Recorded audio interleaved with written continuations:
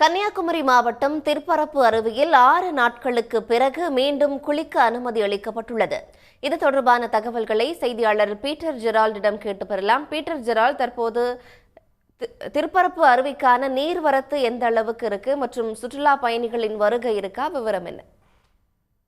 கன்னியாகுமரி மாவட்டத்தில் கடந்த 2 மாதங்களாகவே பருவமழை என்பது பெய்து வந்தது. இந்த மழை ஆண்டில் என்பது விட்டு விட்டு பெய்து வந்தது. இந்த நிலையில் கடந்த 12-13ஆம் தேதிகளில் இருந்து மீண்டும் மழை பெய்தது. இதன் காரணமாக மாவட்டத்தில் ஆறுகளிலும் அனைத்து நீர்மட்டம் இருந்தது. ஆறுகளில் வெள்ளப்பெருக்கு ஏற்பட்டது. இதன் காரணமாக கடந்த 19ஆம் தேதி ஏச்சிப்பாறை அணையிலிருந்து உபரி நீராக 350 கன அடி தண்ணீர் முதல் முறையாக வெளியேற்றப்பட்டது. ஆறுகள் கோதையாற்றிய வெள்ளப்பெருக்கு ஏற்பட்டதை தொடர்ந்து கடந்த 19ஆம் தேதி முதல் திருப்பரப்பு அருவியில் சுற்றுலா பயணிகள் குளிக்க தடை விதிக்கப்பட்டது. தொடர்ந்து இந்த ஏச்சிப்பாறை தென்காசி அணைகளிலிருந்து மலையோர பகுதியில் மழை அதிகமாக பெய்ததாலும் அணையில் இருந்து கனஅடி. நன்றி பீட்டர், விவரங்களை வழங்கியமைக்கு.